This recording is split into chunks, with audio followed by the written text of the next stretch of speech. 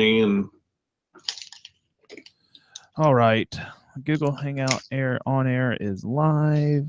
I'm going to add this. Change that to blue. Cancel. Turn that on. Okay. So that is live. And I'm going to do my quick little teaser here. Here we go.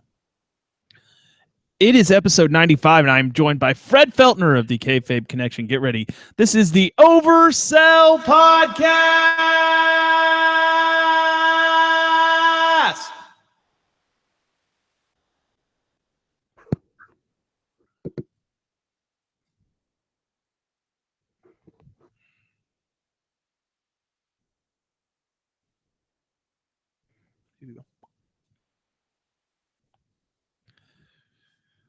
Ladies and gentlemen, welcome to the Oversell Podcast. My name is Derek. That's your cue. I didn't hear the music this time. You didn't it hear must be going. No, I didn't hear the music. Oh, well, that sucks. Anyway, go ahead and introduce yourself now that we've actually talked a little bit. Yeah, I was waiting for that sweet metal music. I'm with the Kayfabe Connection. Took a little bit of a hiatus, but we're back now. I've been going on the Twitterville, and saying some stuff that gets people going. It's not usually the most popular opinion, but it's my opinion. So, yeah, that's what I'm doing these days. Well, they're coming up this weekend. It's a WrestlePalooza type of weekend. We have so much going on this weekend. Well, in this month, really. I mean, May is insane. Like, it's just crazy, dude. And it starts tomorrow night with War of the Worlds, Ring of Honor, which, Ring of Honor, there's a chance they can start getting a lot of national exposure here with some recent news that Sinclair's buying up a lot of different companies. They've just recently bought out the company that has WG in America, so there's a chance for some national exposure there. I found out that our local affiliate, WREG Channel 3 in Memphis, was one of the companies that was bought out by Sinclair Broadcasting. So, who knows? This could be a big step for Ring of Honor. And the only worry I have about it is, now that if they get some sort of national exposure, if corporate is going to have them dictate their content, which, that's one thing that the company cannot get away from is their solid wrestling, because that's what that company is. It's just a great wrestling company, and let's hope that they don't allow corporate to change that too much. Yeah, I agree with you. I mean, we've seen some changes. I wouldn't even call them subtle changes. I mean, I remember just one weekend I woke up, it was like a Saturday morning, and I guess Ring of Honor held a show. I forget which city they were in, but they did like this Friday night show, and it's when they unveiled the new, like WWE has the Titantron. They have like their entrance ramp and like all the screens and just the lights, and because that's always been a huge complaint on my end, is even down to lighting. I remember on the Ross Report, Jim Ross was, not to discredit Ring of Honor, but as he said, it's like it looks like a middle school talent show. Mm-hmm. And you have world beaters, you have some of the best talents in the world competing in what looks like he said, like you're in a middle school auditorium, and you have like the kid, the ninth grader flashing like a flashlight down on the ring. Like, I know that takes resources, but you can tell that they're pumping money, they're pumping resources into it. And as much as we like these talents, to the casual fan sees what's on the surface, and they see those aesthetic, the pleasing thing that's on the TV or, streaming on their tablets and phones. So who knows? It could be a win-win for them, but then you see companies like Impact who, I mean, they don't know whether to shit or wind their watch. And I mean, the lawsuit with the Hardys, and just, you get that corporate influence in, and sometimes the corporate influence isn't always a good thing. The backing's good money-wise, but essentially, most maybe we would say, they're kind of outsiders. They're not carnies, they're business people.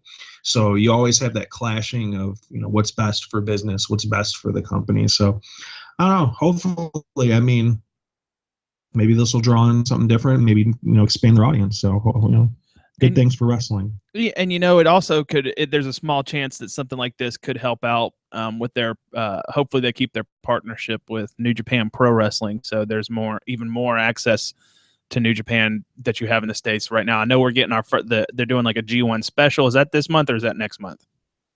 The G1 special is it's the last weekend of June. July, and I believe it's July 1st and July 2nd. It'll be in Long Beach, California. They sold tickets a while ago, and those things sold out in like less than an hour. And then they had like this Y2J like countdown thing on their USA website, and I guess they expanded more tickets. It's interesting because even to certain diehard New Japan fans, there were a lot of fans that were kind of let down by that. I know this is kind of a big deal that they're doing a United States show, and this is on their own. This is not a Ring of Honor joint venture. Like, this is New Japan Pro Wrestling holding a show in the States. But it's kind of like G1 adjacent. It's not really G1. They're just having U.S. competitors, United States show, and this is on their own. This is not a Ring of Honor joint venture. Like, this is New Japan Pro Wrestling holding a show. Man, that was such a great quote. We had to quote it. Yeah. Do you want to go through and start looking at War of the Worlds?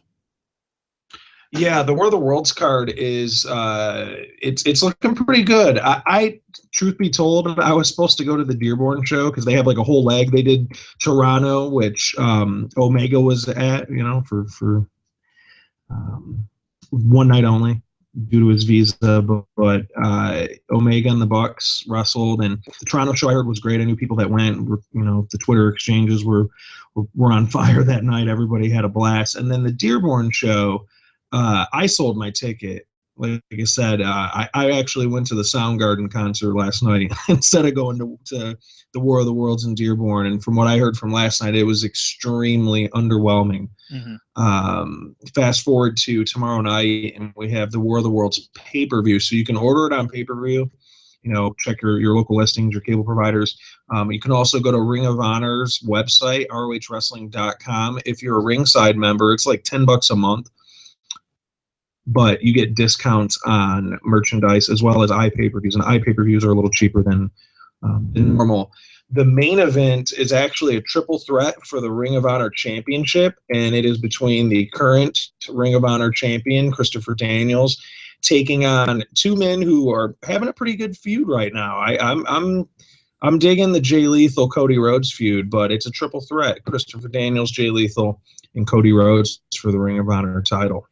One thing I want to say about Cody is he's starting to find his independent stride. That match at Wrestle Kingdom, it was an all right match, but he didn't. You could tell he just didn't get the Japanese style yet. But here recently, in the past couple of shows I've watched of NJPW, man, he's having better matches, and he's starting to get that. Yeah, I guess I don't need to throw fists in a match and stuff like that. So it's good. It's refreshing to see him getting his indie legs under him, I guess is the best way to put it. No, perfectly said. I 100% agree with you. It takes time, you could flip it around and looking from an indie perspective. To me, and he's the best in the world to me. He's kind of 1A, 1B with AJ in WWE, but Zack Sabre Jr., when he did the CWC, I don't want to say expose like it's a derogatory term, but it really, to me, he could do no wrong. And then you got to factor in, there's pacing and timing for television. There's more cameras. You got to look and sell to different cameras. And I started noticing like Zack Sabre Jr. doesn't really, selling is not his strong suit. Mm-hmm. So I think from the opposite end, yeah, it is a transition to, for one, to have full creative freedom. I was dizzied and dumbfounded, it's like, holy shit, I can pretty much do whatever I want right now. Because you're just so tamed, you're a tame version of yourself for so long. So a different crowd to cater to, mm-hmm. And there's different stories that can be told in that as well. But he has wrestling in his blood. You knew it was. You knew he was going to be successful on the Indies. It might not have been an immediate thing, but everybody's different. You just knew eventually he'd find his footing and really make an impact. So I'm glad. I'm glad he's making strides right now in the Indies. There was something else I just thought of. Because I usually have a lot of great thoughts. Here's what I was going to ask you. How much did it break your heart when you saw Zack Sabre Jr. join Suzuki Gun? I actually wasn't upset. It's cried. cool. It's honestly, I enjoyed it. This is a next step for him. It was kind of an unpopular decision when we found out that not only is Kota Ibushi not going to be around for the finals for CWC, but then you learn that Sabre wasn't. And there was a lot of criticism with that. For me, we're kind of seeing that unfold right. Chose not to sign with WWE. For one, 205 Live's not even in the top 20 in terms of the most viewed shows on the network. Like, they have Table for Threes and like ride-alongs that get more viewers than 205 Live. That's not the Cruiserweight's fault. That's WWE's fault. But Zack Sabre Jr. just be another indie dude, a British dude on the WWE roster. Now, he's killing it right now. He's a champion in 3 different companies. And, you know, you got Rev Pro, you got PWG, and you have Evolve. And those are all, to me, the top. I mean, they're in the top discussions for the best indies on the planet. He's really making strides right now. Mm-hmm. And feud, I know we're kind of, you were talking about Suzuki Gun, but to me, the thing about Suzuki Gun is they're an actual heel stable. I know Bullet Club's like the go-to heel stable that everybody references. The Bullet Club hasn't been heel since Prince Devitt, a.k.a. Balor, was still in it. Right. They've really not been heels ever since. Suzuki Gun is a genuine heel group. You got Minoru Suzuki, who's just killing it right now. He's the never openweight champion currently in New Japan. You got Sabre. I mean, there's guys in that stable too that are veterans that he can learn from. And maybe, like we're talking about the selling, maybe he can sell a little more, especially now that he's a heel. You got to make the baby faces look great, right? Like Stone Cold says, shine them up real nice. That's shine the baby face up. That's right. You know, I'm going to say this. I cried when he joined Suzuki Gun, only because it means Shibata, you know, was going to get his ass kicked. And that always makes me sad to see Shibata get his ass kicked. Right. I'm really hoping that Shibata has some sort of a miraculous recovery, because damn it, it seemed like the rocket was getting up his ass and he was starting to fly a little bit, and then momentum. Yeah. Oh man, that headbutt is one of the sickening I think I've ever heard watching a wrestling match. Yeah, it was like a home run swing, like just a whack. Yeah, they said people in the audience I think we're like getting physically ill at the sound that it made. So it'd be like such a dick thing if somebody like Ghetto or somebody on the outside said, you got to sell it better. Oh yeah. Man. So that was the main event. What else we got on this? Run down this. I'm looking forward to this one for the Ring of Honor World Television Championship. You have the current champion, the Villain, Marty Scurll, taking on a reborn Matt Sydal, banned in Japan, as they say. That t-shirt's awesome. This will be a great contest. Their styles are definitely different. Matt Sydal can pretty much work with anybody. I don't know about you. I'm a Matt Sydal / Evan Bourne fan, and I really dug his stuff on the Indies after he left WWE. So I'm looking forward to this. This should be a good one. And I've got a funny story about Matt Sydal. One time, me and a bunch of buddies went to Monday Night Raw down in the FedEx Forum in Memphis, Tennessee. Mm-hmm. We went to Hooters afterwards to get something to eat, and all these divas come in and stuff, and you know, these guys are sitting right, and you know, I'm not going to be that type of guy when they're trying to get food. So, hey man, can I get a picture? I'm just not that kind. We're not that kind of people, but you know, it's cool. But Matt Sydal bumped into my buddy Joseph, who's about, I'm going to exaggerate it a little bit. He's like 5'3", and Matt Sydal was like, "Oh man, I'm really sorry." And like we messed with him and said, "Dude, you punked out Evan Bourne." It's funny when somebody makes my friend Joseph look tall because he's not really a tall gentleman, and Matt Sydal kind of made him look a little taller.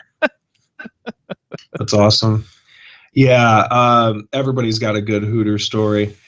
For the ROH World Tag Team Championships, we got the Young Bucks, the current champs, taking on Los Ingobernables members Tetsuya Naito and Bushi. So that should be a fun one. That'll be fun. I love watching anytime I love watching Naito just come out, especially if he's holding some sort of championship, because he just doesn't give a fuck. Fix it, which is great because, we'll get to it tonight, but there's certain companies that really don't give a shit about their titles. New Japan actually cares about their title, and right. The Japanese crowd is respectful in all facets of life, and especially when you talk about the biggest prizes in wrestling, the IWGP titles. And to see Naito just kick it, he kicks it all the way from the entrance ramp all the way to the ring. And I love, too, how he's kind of juxtaposed with Yujiro's brother. I always forget his name, the ticking time bomb, Takahashi. Yep. He's like the belt whisperer. So he kind of does the edge, like back in the Rated R Superstar. He's like almost like caressing it with his face, and like his titles, he's in a romantic relationship with it, Yeah. It's funny when I remember when Taguchi was getting they're in a kind of a feud together, and he kept sticking his tongue out at Takahashi. I'm like, dude, this is disturbing. But I will say I do love watching Taguchi. The funky weapon makes me laugh every time I watch him. Weapon. I love it. For the ROH 6-man tag team championships, it'll be Chaos, Haruki Goto, and Roppongi Vice taking on the current champions, Bully Ray and the Briscoes. That's going to be a fun match. I really like that Bully Ray is teaming up with the Briscoes. I just think that works. It fits. Yeah, it's just perfect. Yeah, and the fact that we're getting Bully Ray again. Yeah, absolutely. And then this match. Go ahead. No. I was just gonna say, Goto to me is a guy that, after his match with Shibata, I gained a lot of respect for him because this guy can go, and it's good that he's finally getting some big wins here this year. Yeah, that was a complaint of mine for like the last year and a half. It's just, Goto is always the bridesmaid, never the bride. And, he did kind of the Silver Samurai, body paint. And like he's trying to think outside of the box to really kind of just make a character that resonates with people, that makes him stand out. I mean, obviously his matches make him stick out. You've taken notice, this past year. But he really, it's like something's missing from him being a top guy in New Japan. And I don't know, I don't know what more he can do for him to get to that next step. But I enjoy his matches. Here's what I think needs to happen for him to take that next step. It'll have to be in one of those 8 million tag matches you get at the beginning of a New Japan show. I think he needs to turn and leave Chaos. I honestly thought he was going to go heel to begin with. But I agree. I mean, he should screw Okada. Dude, have him screw Okada. My thoughts exactly. Have him screw Okada in the Omega match. Yeah, there you go. And then and then he wants it. Maybe have Goto could be a great choice to win G1 this year. Yeah. I mean, that's a good call, man. Man, there's that's what I love about New Japan. Predicting someone to win G1 this year just seems especially difficult to me. You've got Kenny Omega, you got Goto who could possibly win it. You got Minoru Suzuki. I mean, it's very unpredictable the ways they can go over there. Me personally, I want to see Minoru Suzuki and Okada go at it. That's just me personally. Absolutely. I just think that match would be just as much fun as Shibata Okada. Yeah, that Dominion card is just going to be nuts. Yeah, man, I cannot wait for that show. And I got to thank you again, you and our buddy Ashton or Shaggy. You're the guys that got me into New Japan, and now I think I've become Freddie New Japan. No, man, that's always been the beauty of the podcast. I mean, I pumped so much money into that thing in the last 4 years, and it's kind of a thankless sort of deal. Like, I do it because I love wrestling, and it's not just WWE, obviously, but that's the one thing that's repayment for the thing that you do that you're passionate about, is to get those compliments, and to even to, especially with friends too, have close friends that see this really cool thing that I didn't like force it on you, or beg you to watch it, or hit you over the head with it. It was like a recommendation of, hey, maybe you could check this out. Yep. Cool, you got New Japan World, and and this is the thing too, because this is a good discussion piece here to ask you about this. I had different conversations about this constantly on the old podcasts. This topic here, so that I think it might be, and correct me if I'm wrong, this might be the biggest excuse that I always hear from people that are, I don't want to call them WWE apologists, because I don't want to make it negative. If you've only watched WWE, that's fine. We all did. But for those that don't really venture out, typically the main excuse that I hear is, I mean, there's just so much history and storylines, and the belts have changed hands, and like, I don't know the importance of the belt. We'll get to that later tonight. I don't know the importance of the championships, or the history, or the lineage, and furthermore, I don't know who the characters are.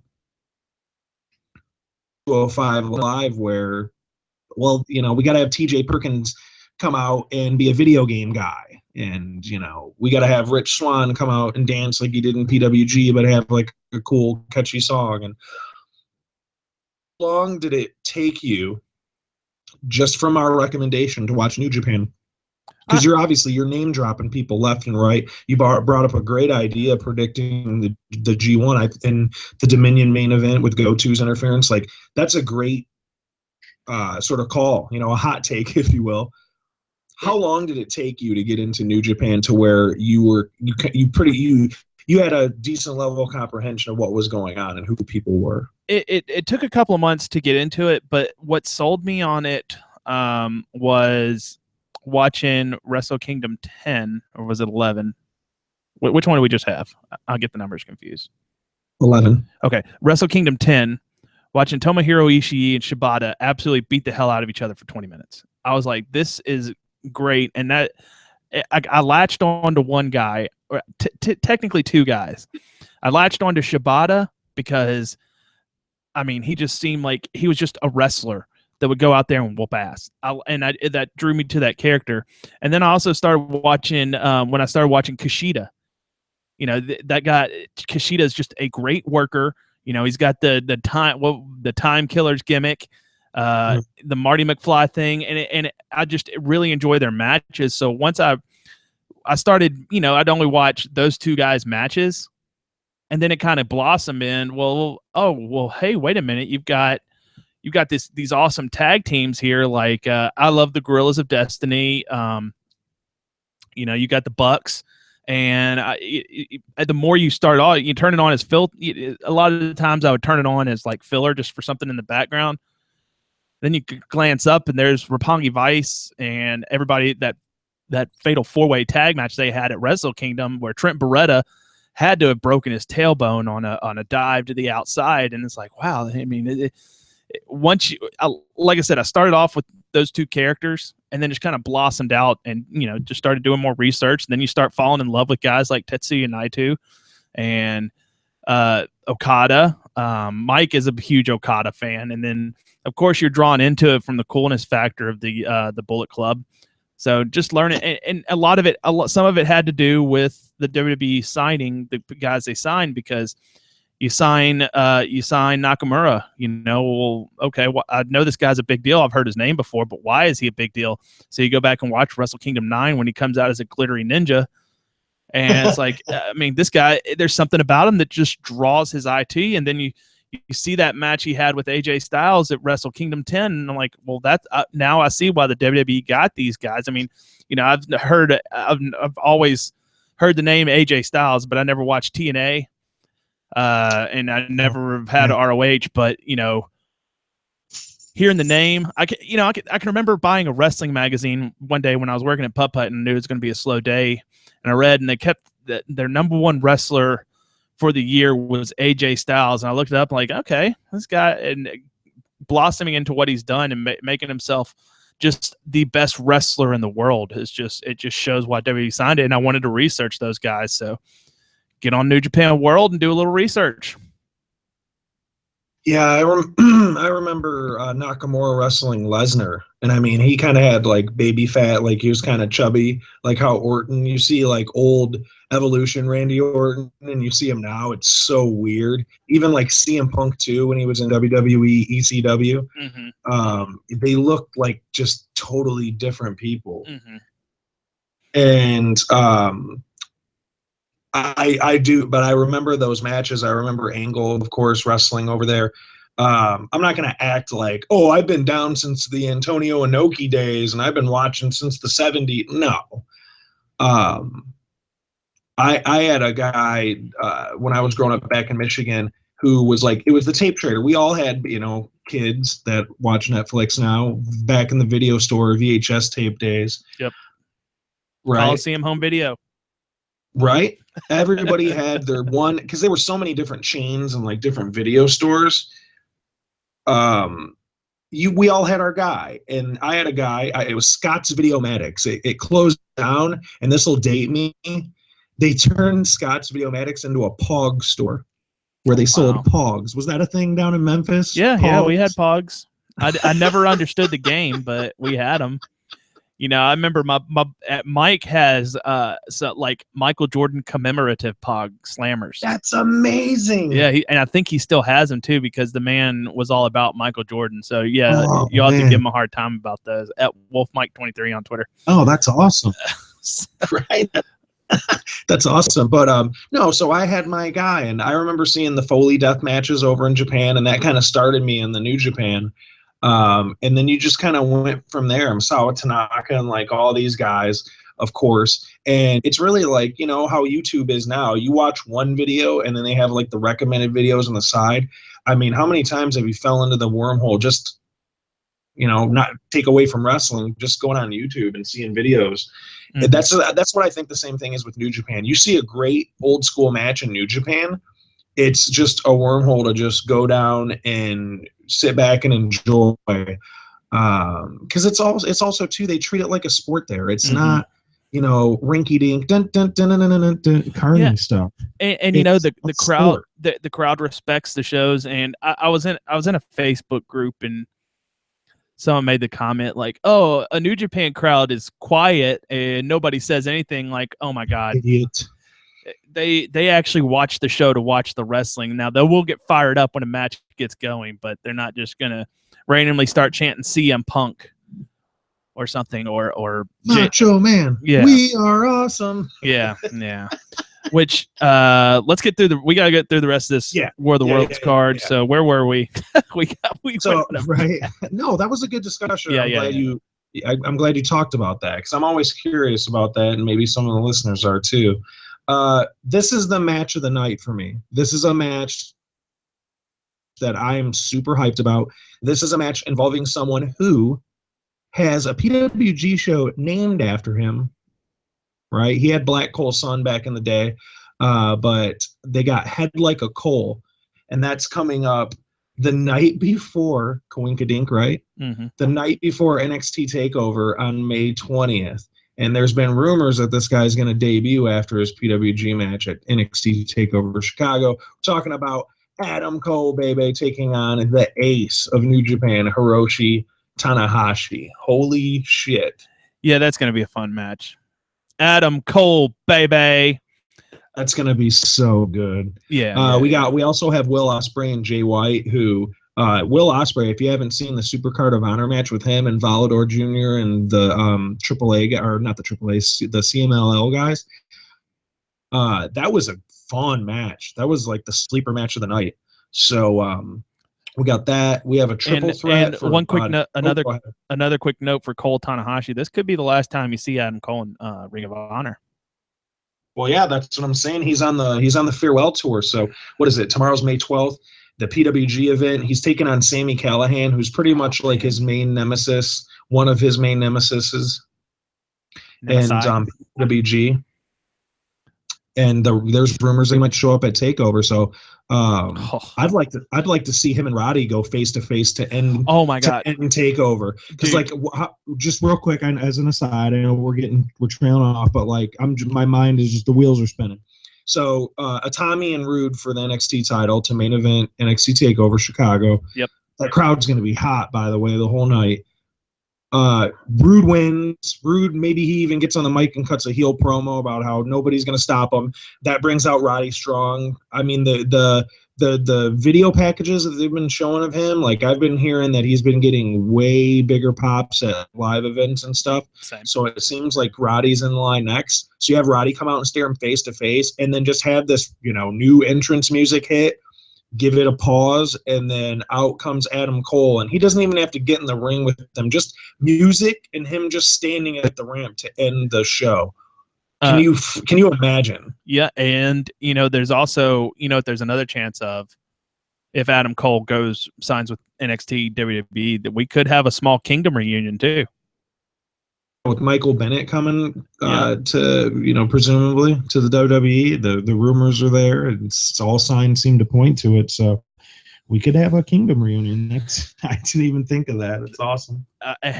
It's too bad that Gallows and Gunn are on Raw because they continue the Anderson loves Maria bit too.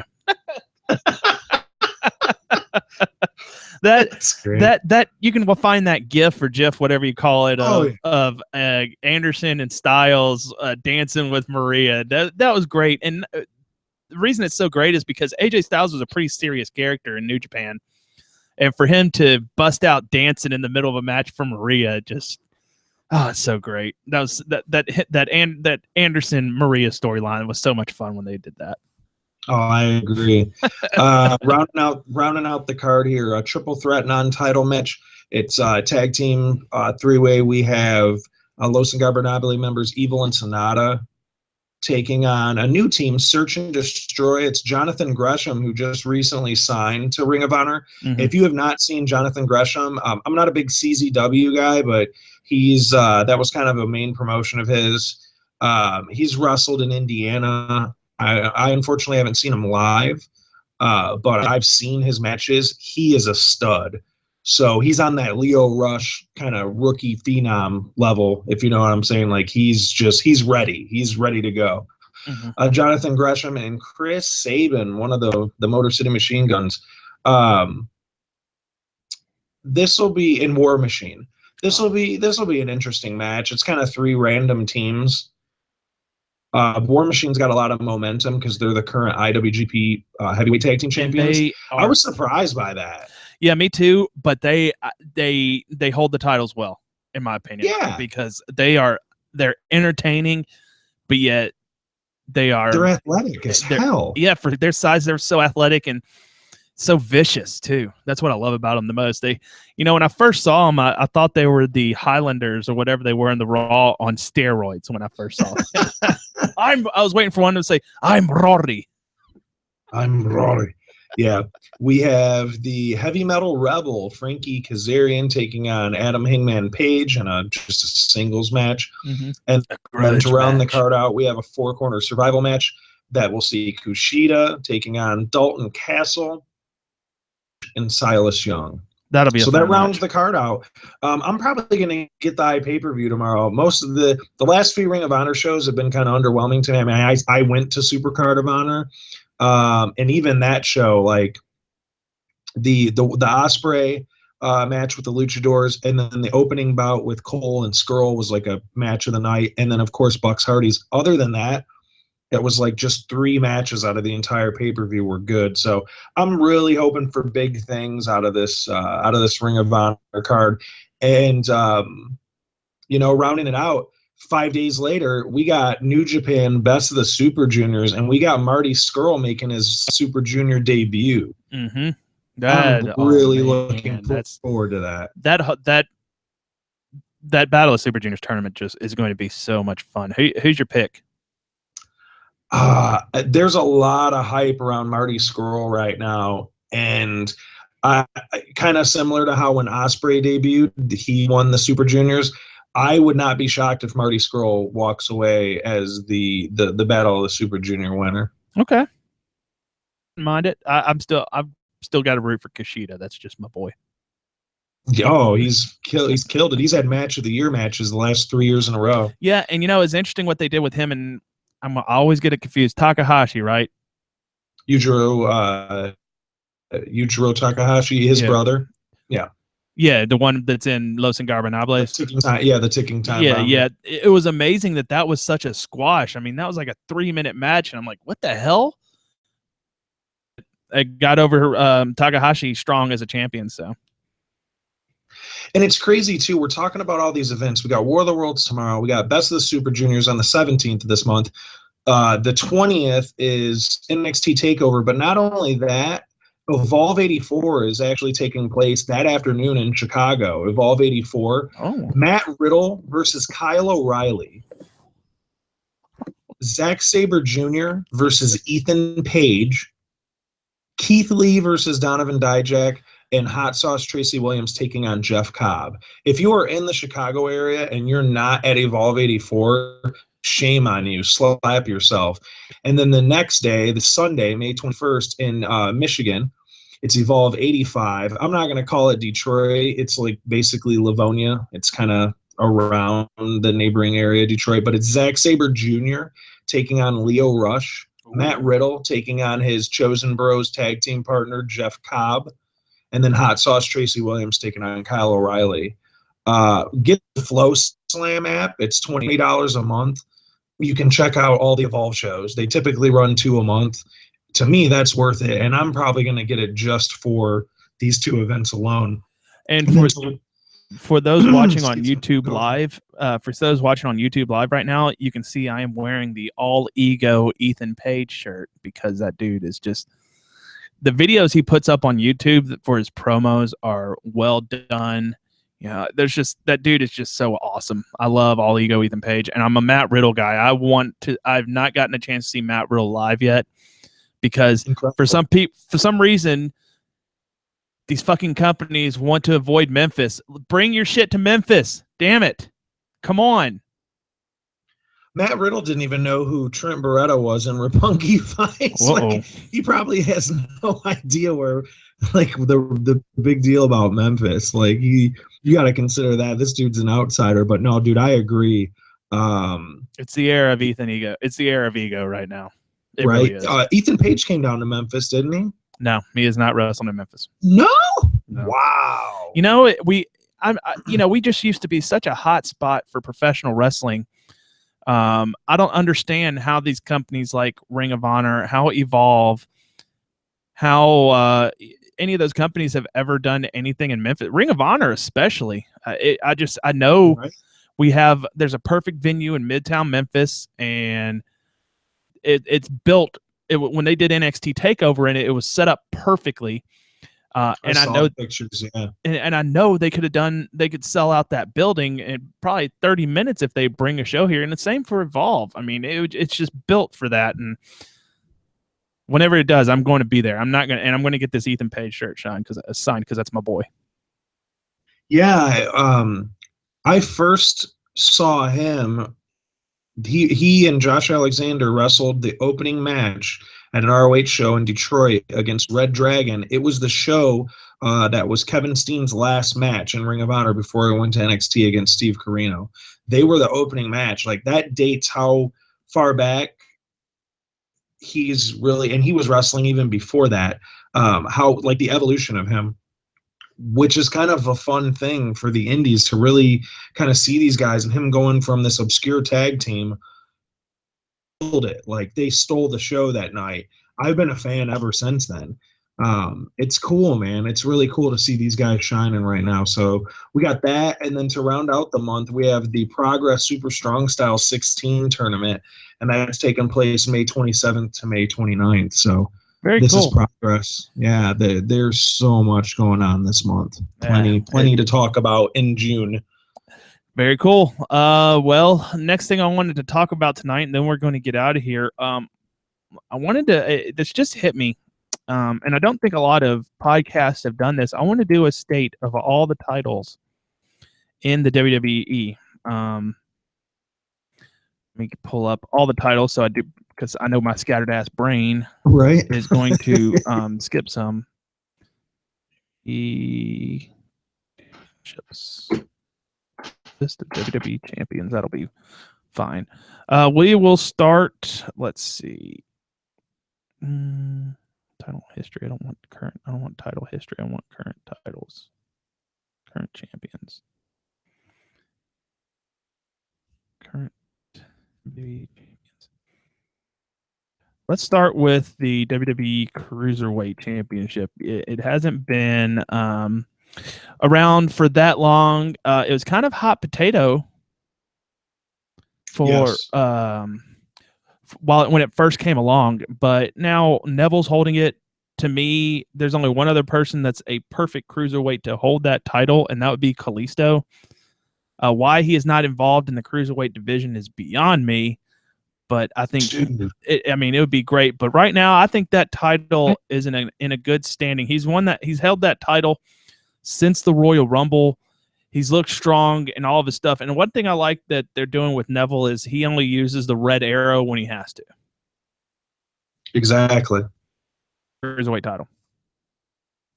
First off, when I was in WrestleMania in Orlando, they were selling that thing. They sold out. That and the New Day belt with like the unicorns, like the special tag team belts.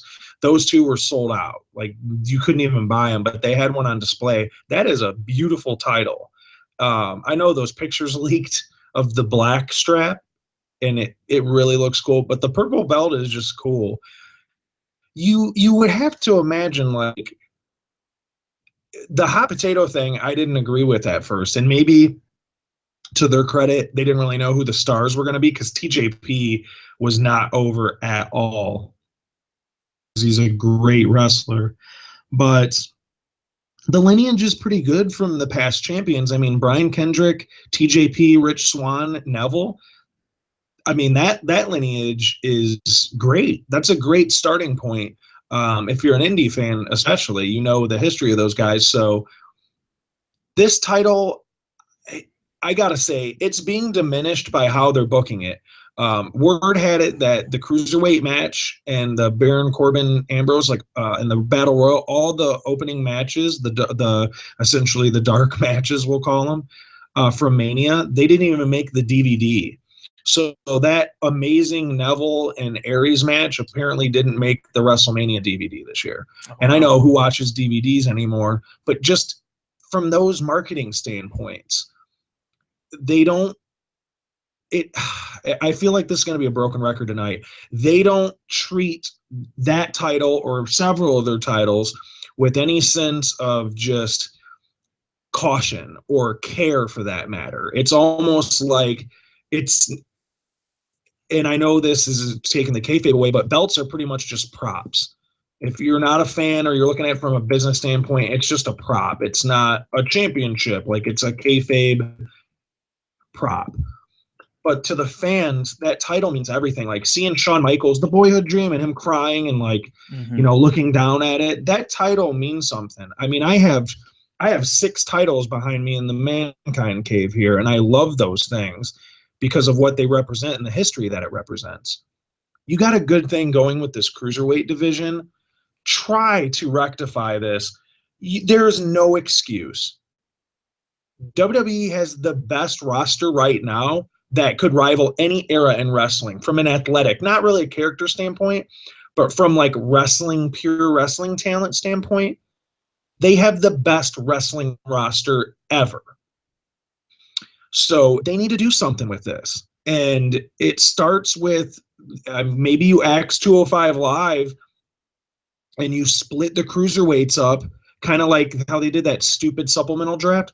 Split the cruiserweights up from SmackDown and Raw. Hell, I don't know what you'll call it, the shake-up again. And maybe even do it on 205 Live so people will actually tune in and make that show relevant because they've not made an effort to make it relevant. And maybe on a 205 Live, maybe in a couple months, maybe they can do a cruiserweight shake-up. And half the talent goes to SmackDown, half goes to Raw. Maybe one goes down to NXT that still needs to be developed or whatever. And I really think that you could do something. Take away the stupid-ass purple ropes. Keep the purple title. That's cool. It's different. But let's stop making it like, okay, here's our little gimmick thing. All right. And they got the crew like run. Have you been to an event and you've seen like, it's hilarious to see everybody rush out to like put the purple shit on the ropes. It's just tape, you know? Yeah, they did the SmackDown, the Cruiserweights debuted in Memphis. The first night was in Memphis. So yeah, we've seen that. That's awesome. So yeah, long story long, I'm sorry, but this is one of those divisions that I'm extremely passionate about because I love the roster. I've watched these guys on the roster for up 10 years, and to see them finally get their moment and this opportunity of this magnitude, like being live at a 205 Live and having Rich Swann dance to the ring and like Akira Tozawa high-five me.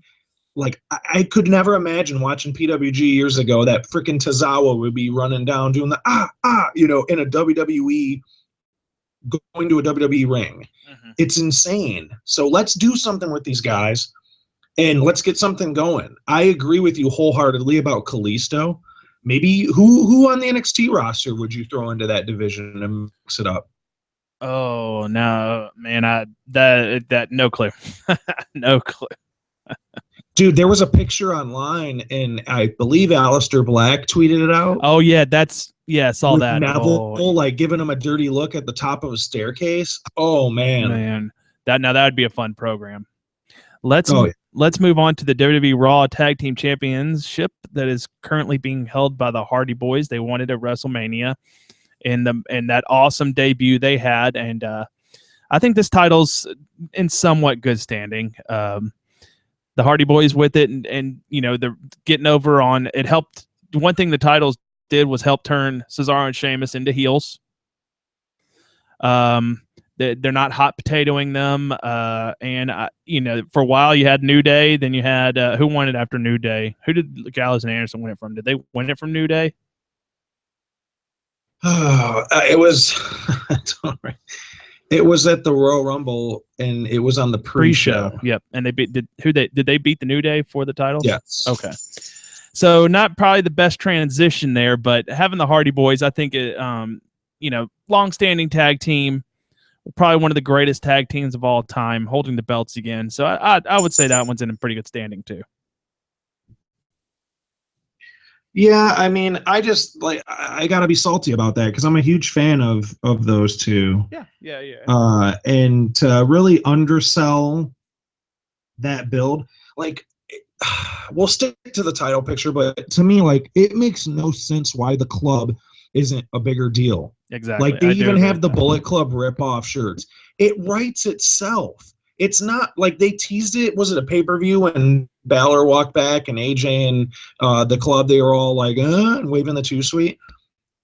And then Finn kind of smiled and walked away, and they kind of teased it. But, I mean, we're not trying to say, blow your load right when they sign. But Balor's been there a while, and he's not doing a damn thing right now. Gallows and Anderson are not really doing much now that they don't have the titles. Put the club together. I can agree with that. They were world beaters in New Japan, and then they came there and won the belts on a pre-show. That pissed me off. The New Day run ended when it needed to end. Yep. They gave it some breathing room after they beat Demolition's record, and that was cool. Yep. I don't have any issues with New Day. So the thing now is who takes the titles off of the Hardys? I think they should hold it for a while. And is it going to? I don't want it. I don't think Cesaro and Sheamus would be a good choice. I think Enzo and Cass are getting stale to me. At least Enzo is. Agreed. But it's going to be interesting to see. But as far as the title goes right now, I think it's in a good position. Oh man, can we have the Revival come back at SummerSlam and get those babies? Oh man, now they should be back before then, or maybe they save it for Survivor Series. One of the two. It's bound to happen. They're amazing. Brainbusters 2.0, which was a tag team favorite of mine. They're so good. Just everything they do is top guys, as they say. Let's move on to the Raw Women's Championship that is currently held by Alexa Bliss. I like that Alexa Bliss holds the title. I think she's the perfect woman to be holding it right now because she pulls off the heel character better than any woman on the roster, in my opinion. Oh, I totally agree with you. Her mic work is second to none. And the bad thing is, she's so good on mic. Bayley and Sasha Banks just look stupid. Yeah. Like, they can't even compete on a level with her. You know, like when Rock went up against Punk, and he cut better promos than The Rock. Oh, yeah. Like, remember when The Rock was calling him a bitch and Punk was walking up the ramp? He's like, I'm just going to cuss because it's cool to swear. Like, yeah.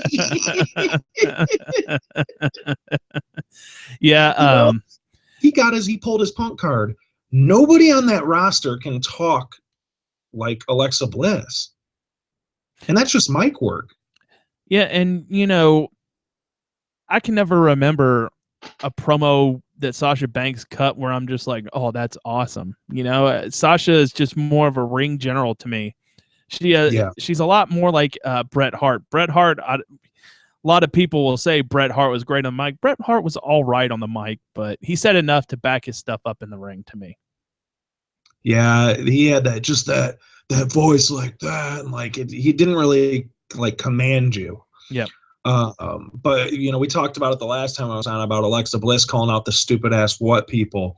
You saw how, and here's the difference too. Charlotte's gotten better on the mic. Before it got bad. Now she can handle herself. But do you remember the Raw when the crowd just pretty much hijacked it and she was just sitting there, come on, guys. Like, you're the heel. Not have to the crowd go, come on, guys. Like, come on. Heels don't do that. And you saw Alexa Bliss just execute it with ease and got the crowd to shut up with the stupid what chants and got back to business.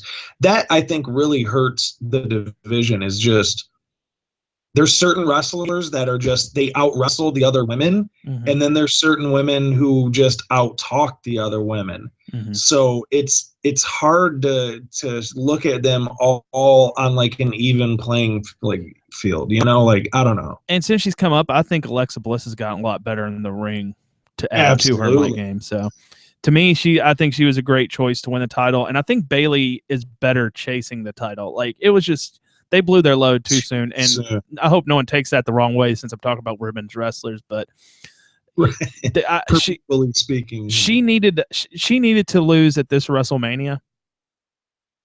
Probably, if it would have been me, I would have had her lose at the next WrestleMania, then her third WrestleMania.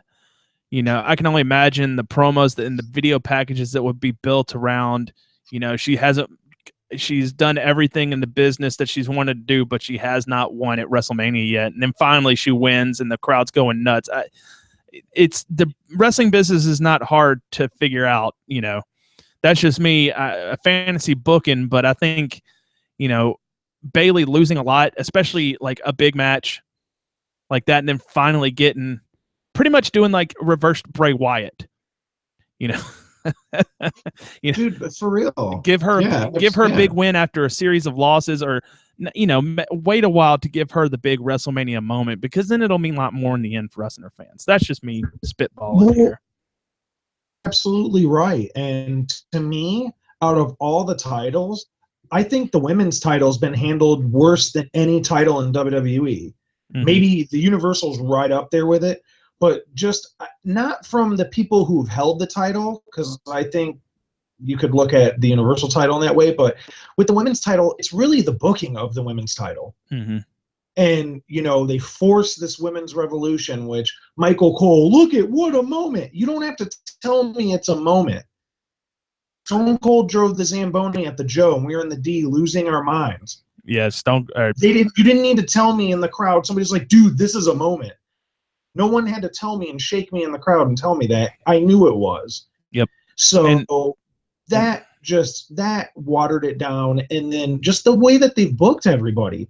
I mean, Charlotte and Sasha, it was at a point where they needed Mrs. Potato Head on the title instead of a butterfly or the red W. Well, just the whole just the whole her losing it on Raw and then gaining it back on a pay-per-view it didn't help that title out. So now maybe Alexa Bliss is going to get a good long run, and I hope so.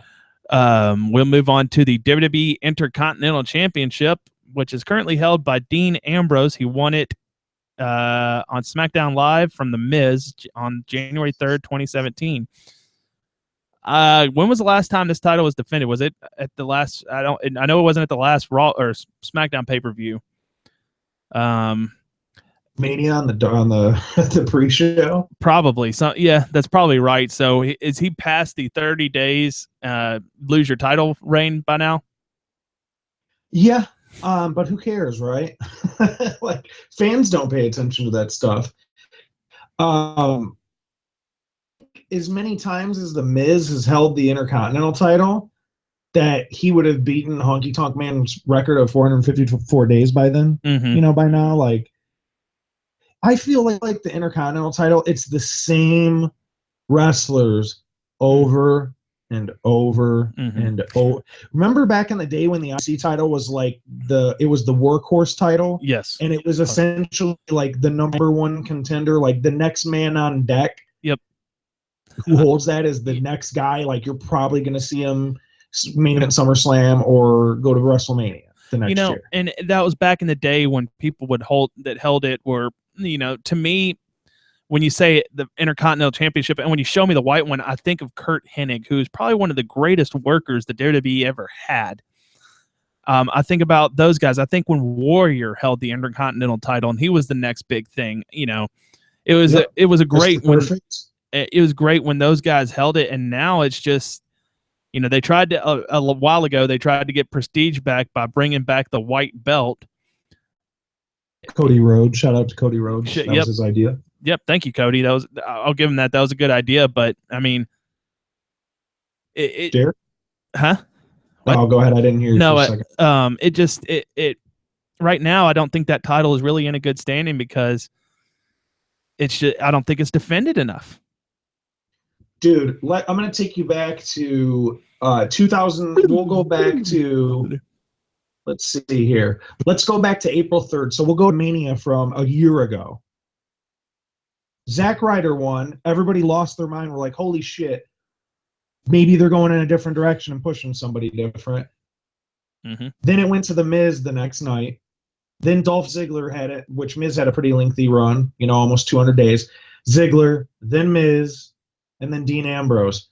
So it's been, The Miz is competing for it again. He's already won it twice since Mania, which was a year ago.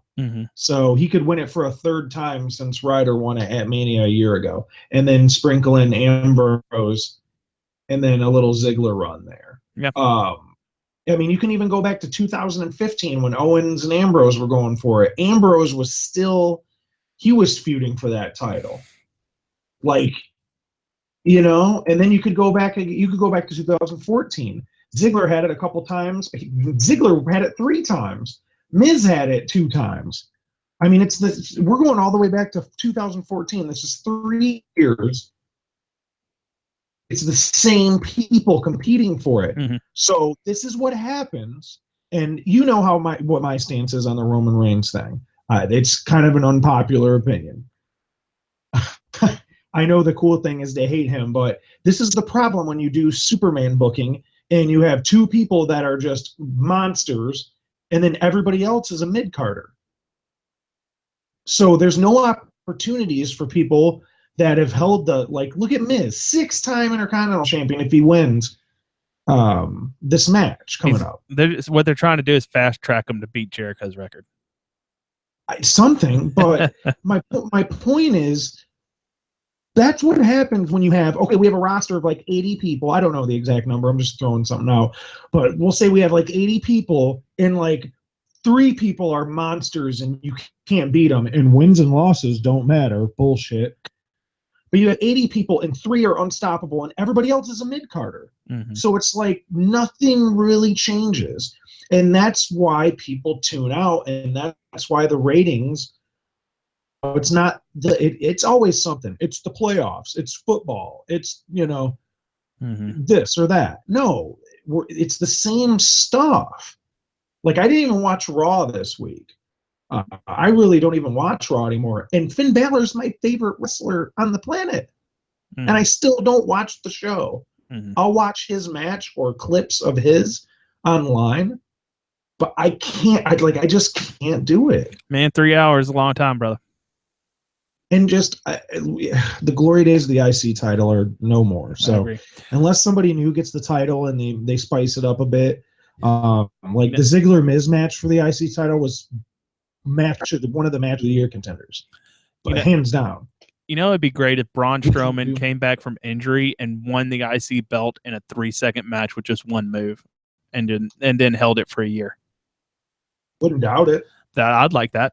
Let's move on to the vacant WWE Universal Championship title. There's my contribution.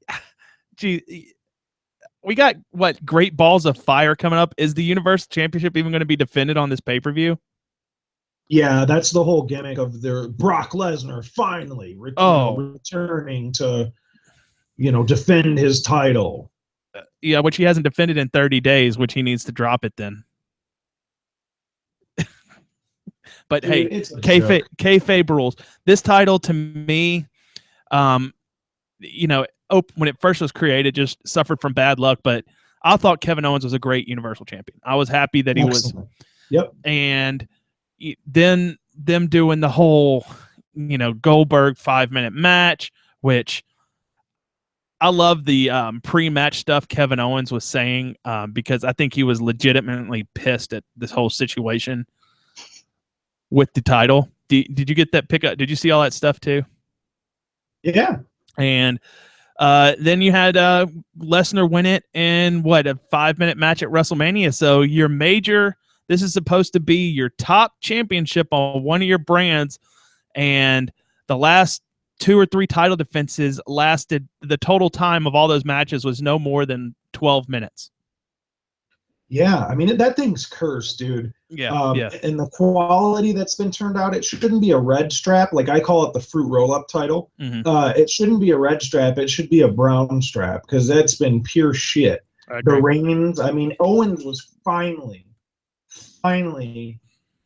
being treated like a true heel. Like, remember when he was in the ring and had the spotlight on him and he pulled the chair up and he was finally becoming that superstar main event top guy, and they strip it for a guy that can't work a match longer than 3 minutes. A guy that he's gone. A guy that could never work a match really ever in his career. Put him in the ring for more than 10 minutes and you see what happens. Right. So yeah, this title is shit. It is not. I don't even think it's worth much more of a discussion. I think it's just crap. Go to SmackDown. But hey, we got Brock Lesnar holding it, but Brock Lesnar he's a big, strong guy. Whatever. He's a badass, dude. Oh, yeah. Shut up. Hey, Alistair Overeem thinks Brock Lesnar's a badass too. Right. I went there. Let's move to the SmackDown titles. We've got the SmackDown Tag Team Championships, which are held by the Usos. Killing it. Yeah, I like heel Usos. I really do. I would like to see more competition in SmackDown. But let me ask you this: we both loved American Alpha and NXT, and I have constantly said they got called up well before they should have. What are your thoughts?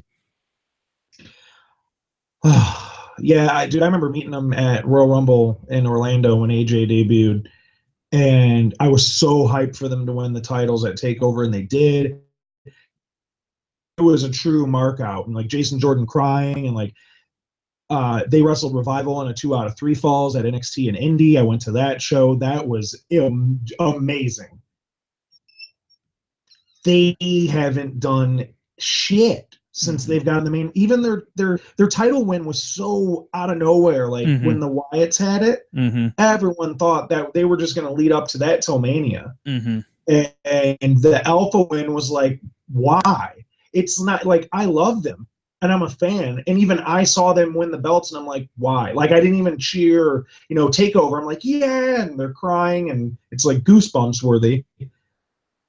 It's on SmackDown, and I just sat there. Why? I don't get it. I don't understand why you're just gonna they'll win and then they'll lose them. there was no payoff. There was no reason for them to win. There was no payoff for them to drop the titles or to try to get them back. It's almost like they dropped them and then, all right, well, you're out of the rotation, so time to give another team a turn. You see teams like Breezango who we're not really clamoring to see them wrestle, but look at their skits that they've done the last 2 weeks. They're the most entertaining thing in WWE right now. Yeah, that what was it? What they do last night? I was watching it and I totally forgot. Or Tuesday. They did they were in London, so they did like the Sherlock Holmes and Watson kind of rip off, and they went to the Ascension locker room and saw they thought they had a girl in there or something because they were screaming. But they did it to what was the show? Law and Order. They introduced that, and then you hear I think it was Fandango. He goes, dun. Yeah, and then I love their wee like the sirens, but it's their voices doing it. Like it's that is so great. But that goes to show, like, they have a tag team title match against the Usos coming up at Backlash. They want entertainment. Do I think American Alpha can just run circles around the entire roster? Absolutely.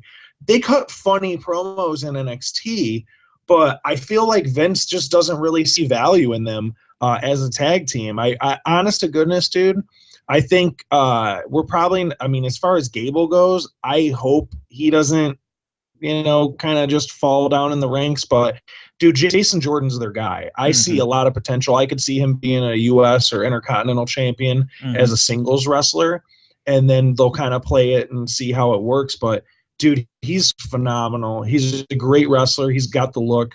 He can talk. He loves the business, obviously. He's got the amateur background. Shout out to IU and Hoosiers. I honestly see them going a singles route with them. So I can see it too. Let's move on to the WWE SmackDown Women's Championship held by Naomi. Feel the glow. You are the last dragon. You possess the power of the glow. You are. I think this title's doing all right. They're keeping it on Naomi.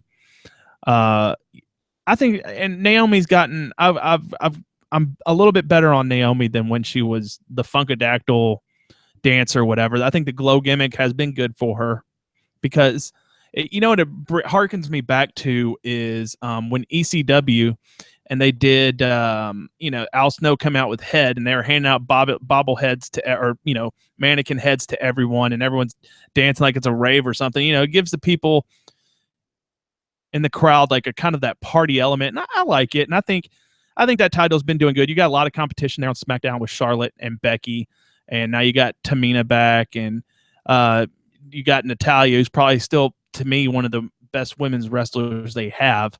So I think this title's actually has done pretty good. She won it from Alexa Bliss before the Superstar shakeup back in February. I like how this title stands right now. Yeah, my only beef is the way that they have the division now with the welcoming committee. Like, you can't have half the roster be in a stable together. Right. That I do get. And I don't like the fact that, it's a 3-on-3 women's tag at Backlash instead of the title actually being defended. But it's a long time coming from Naomi. I'm so proud of her and happy that she's on top and her gimmick works. The glow stuff is great.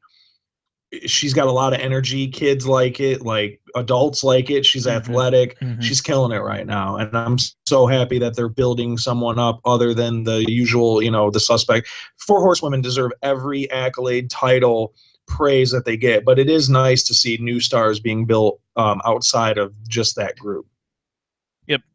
I agree. We'll go ahead and move on to the WWE United States Championship that is currently held by Kevin Owens, the face of America. What are your thoughts? No, the face of America gimmick, it's so incredible. Have you seen the meme with like, you know how on the floor they'll have like images and stuff, and for Owens, the face of America is like like it's his giant face on the floor when he comes Yeah, out that's on the awesome. That's entrance awesome. ramp. Someone made a meme with that was like when you accidentally use the front facing camera on your face. But no, this gimmick is great. I think, and I know Cena did it already, but Kevin Owens should do the open challenge. And I believe it was a very intelligent guy who said that Kevin Owens should do this open challenge. And who comes out? None other than Mike Bennett. I think that was you. Oh, was it? So, hey, you know, I can prove I'm Yeah. intelligent now because I have to wear glasses. There you go. You're a smart guy. No, but yeah, the U.S. title,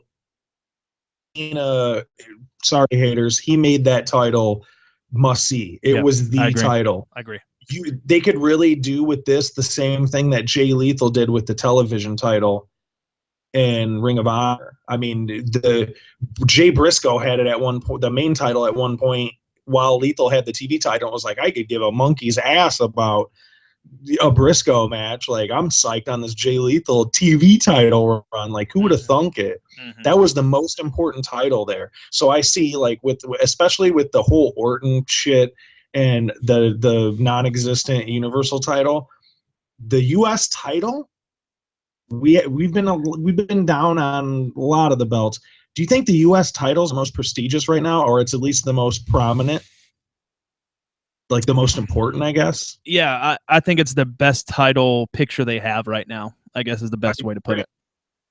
Yeah. So especially if Kevin Owens, I almost said Kevin Cena, especially if Kevin Owens is going to have some sort of open challenge to where, you know, who knows who you'll get to see. I mean, just imagine this. Imagine this. You're watching SmackDown. Kevin Owens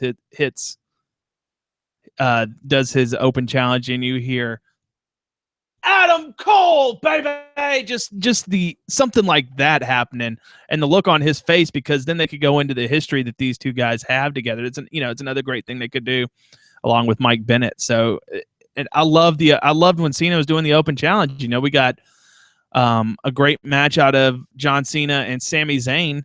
That Sami Zayn had damn separated shoulder the whole match. You know, right. That.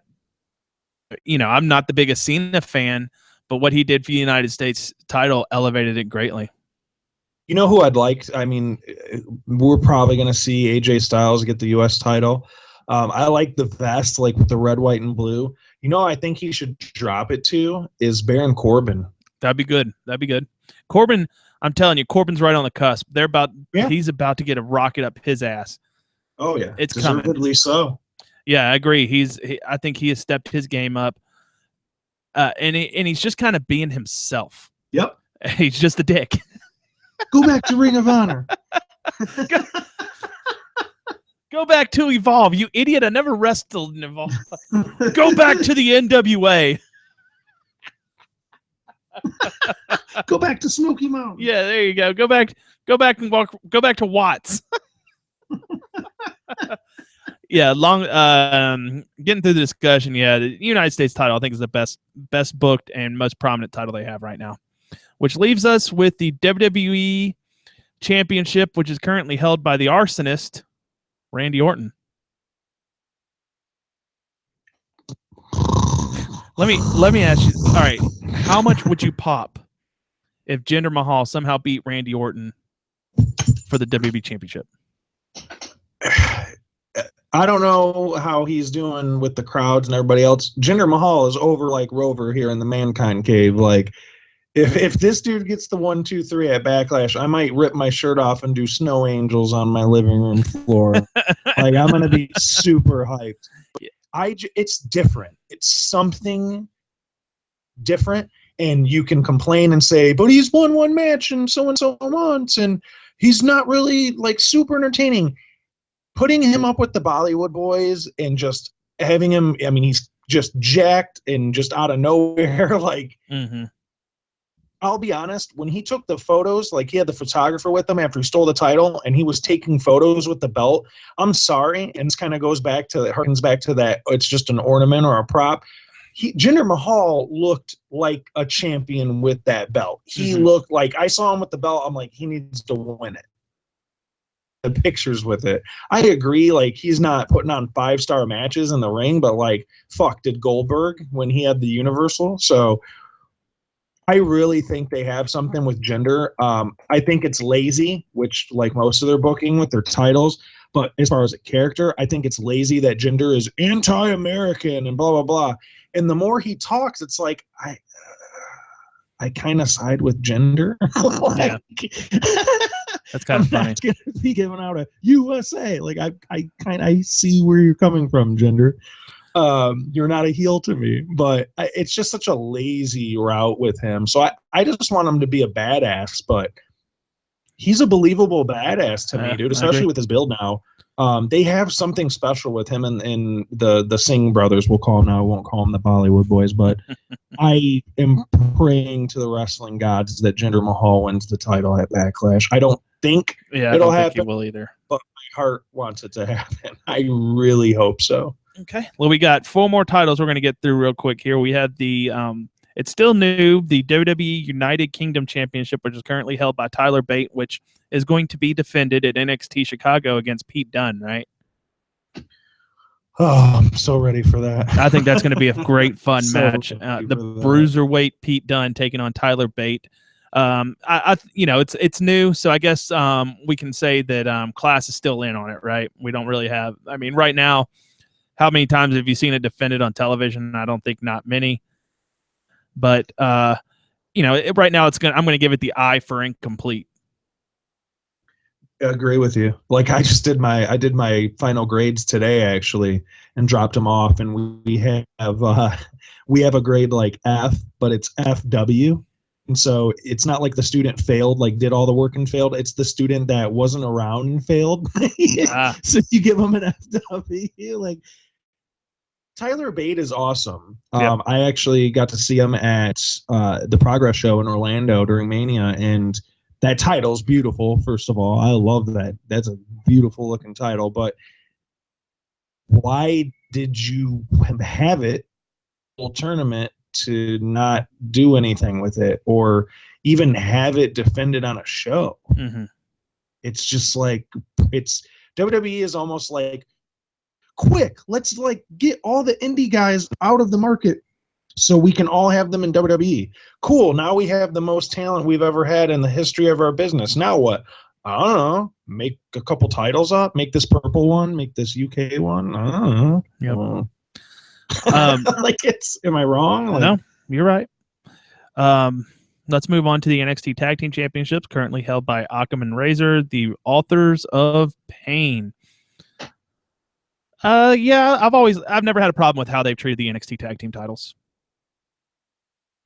No, absolutely not. I mean, in hindsight, you could look back at Vaudevillains winning it in Brooklyn, and you're like, yeah. Or like, man, the Ascension had like a year-long reign with them, and I guess it's just the main roster booking. You can't really discredit, because the Ascension was tight when they they were badass. They were awesome.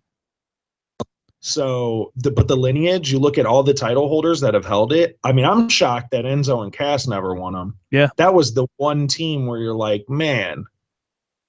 But currently, no. I mean, I'm not a big Authors of Pain match, but I think what's indicative of their talent is, I mean, look at that match at the last TakeOver. That was match of the night. Yes, sir. That tag team triple threat. Yes, sir.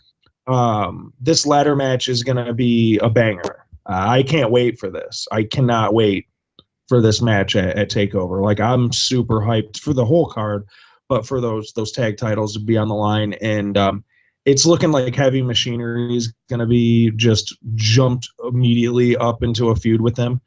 I don't see DIY winning them. So what are your thoughts on the Heavy Machinery team? And do you think they're tag team title worthy? To be honest, I don't know who the Heavy Machinery team is, because I haven't watched NXT in a while. It's so hard. That answers that. It's not a jab to you. That's just, there's just so much damn wrestling. Like, they're brand new, just right in your face. Like, hey, we're gonna challenge for the titles. The one thing I'm excited for is the return of TMDK whenever that happens, or TM61. We'll move on to I think probably right now has the title that has probably some of the best lineage in it in the WWE, the NXT Women's title. I mean, that title is probably is so well protected. You've got Asuka, who's held it for 405 days. And look at the other people that have held it while they're in NXT. They're some of the best women's wrestlers on the planet. Charlotte, you got Sasha Banks, of course, and Bayley. So, I mean, when those are your champions, and now you've got Asuka, who is just so much more destructive than all of them put together, and it's just looked like a beast holding that title. I think this title is just very well protected in the WWE. I 100% agree with you. And I'm going to recant my previous statement that the United States was the best title. The NXT Women's title, to me, has been handled perfectly. Look at all the best matches. Like, I think that's the bottom line.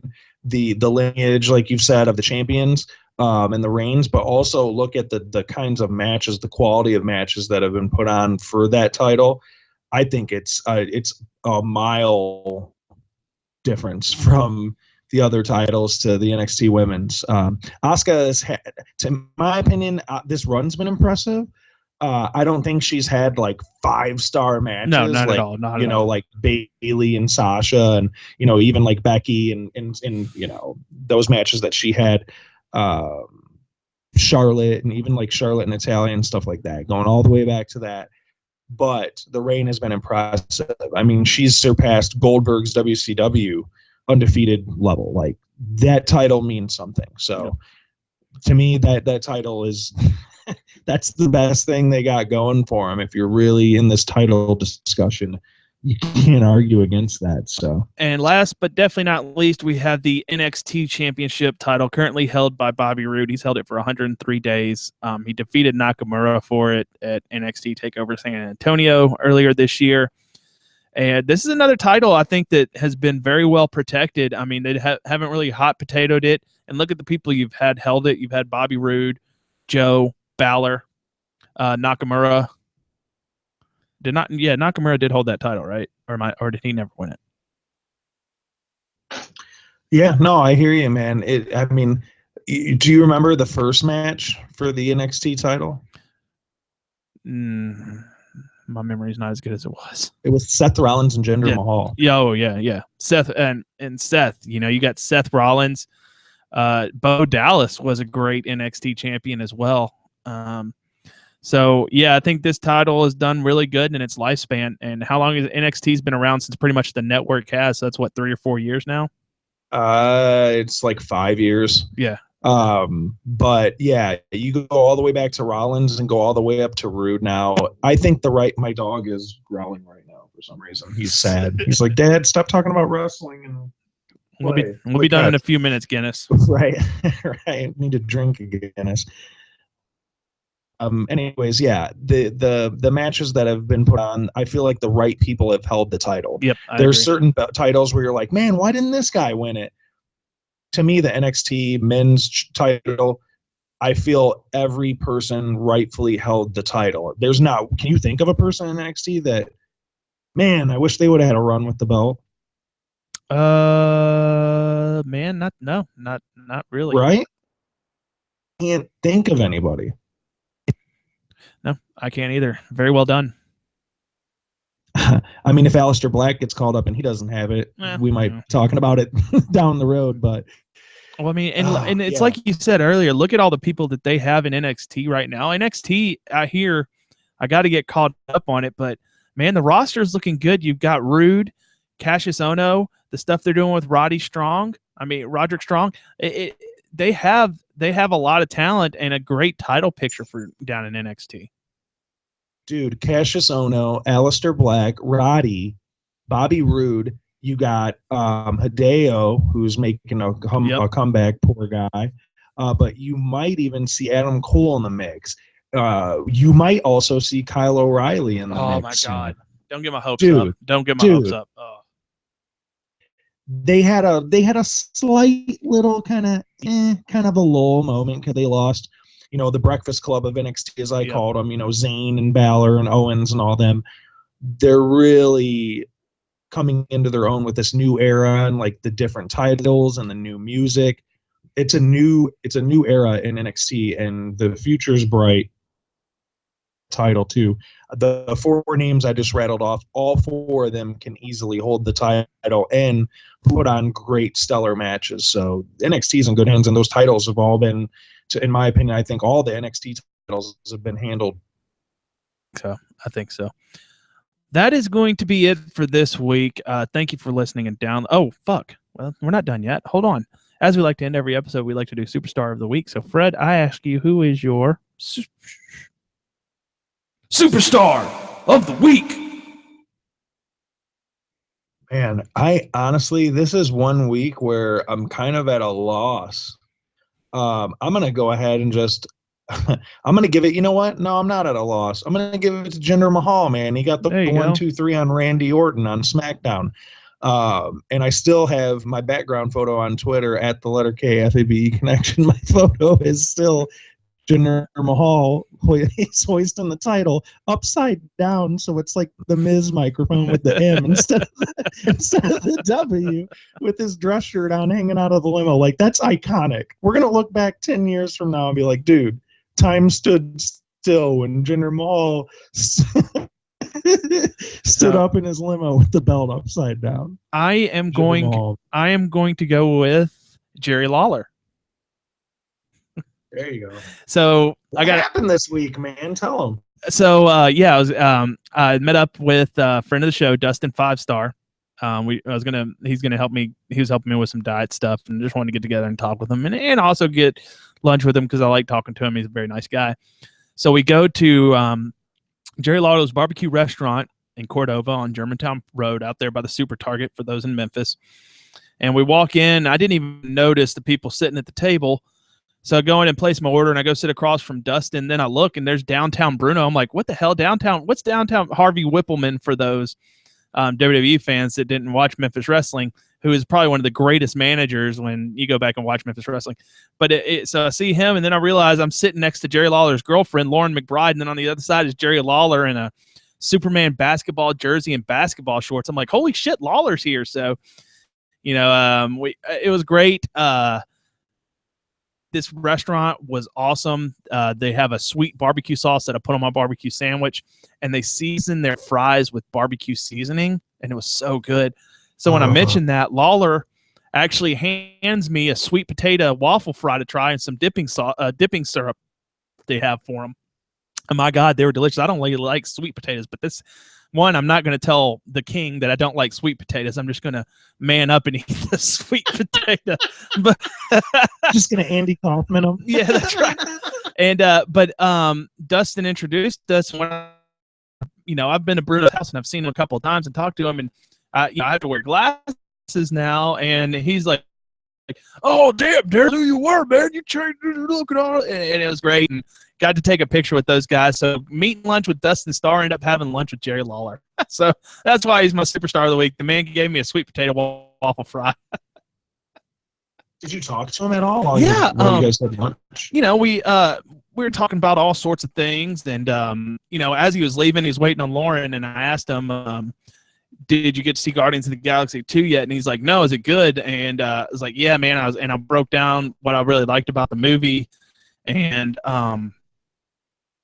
he saw obviously said it's really good, and then I asked him if he's going to see Wonder Woman next month, and he's kind of down on how the DC movies are treating the DC universe. So he doesn't like the costumes that they're doing and stuff like that, and doesn't think Gal Gadot is going to be a good Wonder Woman. He grew up with probably the Wonder Woman, Linda Carter, as Wonder Woman. So it was great to just.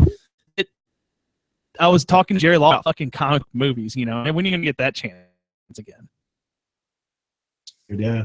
It was very nice, and he talked to. There's another guy that was talking to him, and we got. I'm surprised he hasn't seen Guardians of the yet, just because I'm sure he's he's going to want to support his buddy Dave Bautista. So, which, if you haven't seen Guardians of the Galaxy, folks, go see it. I saw it twice this past weekend. It was so good each time. So. Be sure you're following us on Twitter. We are at Oversell Podcast, Facebook.com/ Oversell Podcast, and follow me on Twitter at Derek, DericKovrsell. Also, check out our website, www.oversellpod.com. And while you're there, check out the Amazon link right underneath the main player. Actually, I think that you can click at the top. That'll take you straight to it.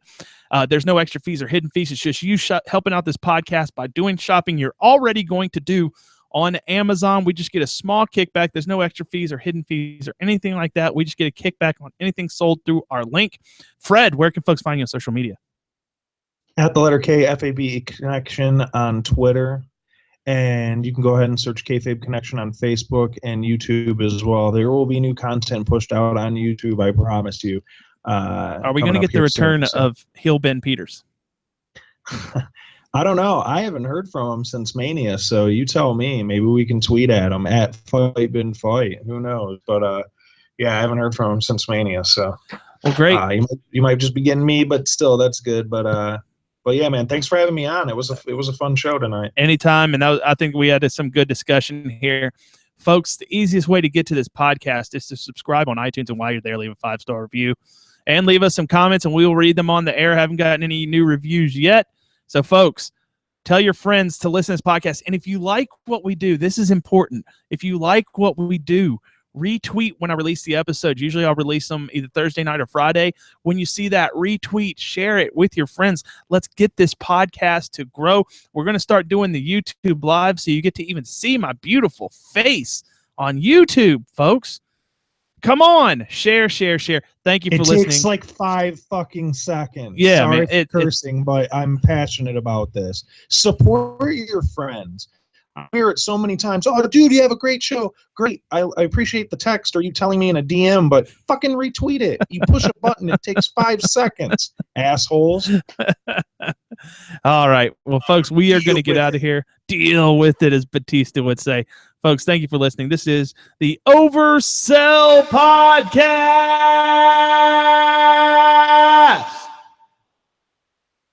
And cut. Oh, man, I'm not. Got to turn that off, too. My throat is so dry. That'd be tight to just do like a whole segment with that. Yeah, I think that'd be the best way to lose listeners.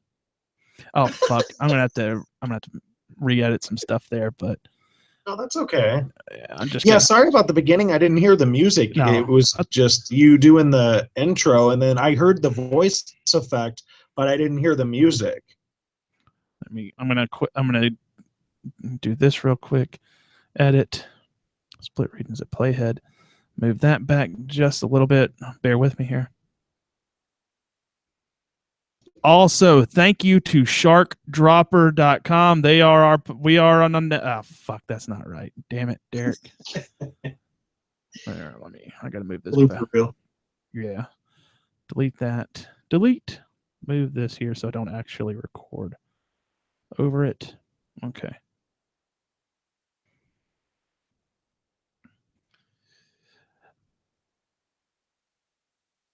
Oh, hold on. That's not gonna work either. Well, I'm gonna move that eventually, but I need to move that down here. There we go. Okay. Guinness, what the fuck do you need, dude? Thank you to Shark Dropper. They are our network. We want to thank those guys over there, and check out sharkdropper.com. Doppel, Avenue, Hurt, Paralyzed, so many great fictional podcasts. Also, Word of the Bay, and all those great podcasts they do. And thank you to our host, Blog Talk Radio. There we go. Just got to move that back some. You didn't get me yelling at my dog, did you? Oh, well, if I did, people think you're a jerk to your dog. No, I don't. I love my little pup, but he's been annoying me for like 45 minutes. Yeah. My dog likes to get me up 30 minutes before my alarm goes off, and then I'm really mad. All right. So we're going to drop that here. Let's see how that sounds.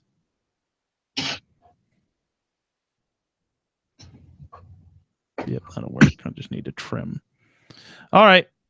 I'll have this up shortly. I got to eat something first for my blood sugar. No, I hear you, dude. I'll let you get to it. So I'm gonna let this little jerk go out. I think he has to go poop. Okay. All right, man. Holla, holla. Holla, holla, holla.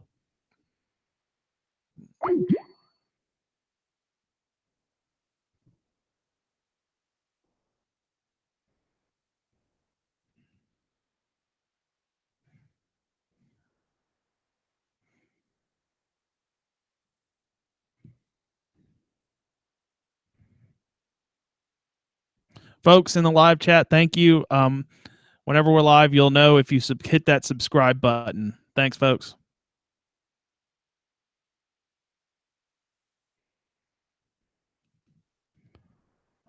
Share.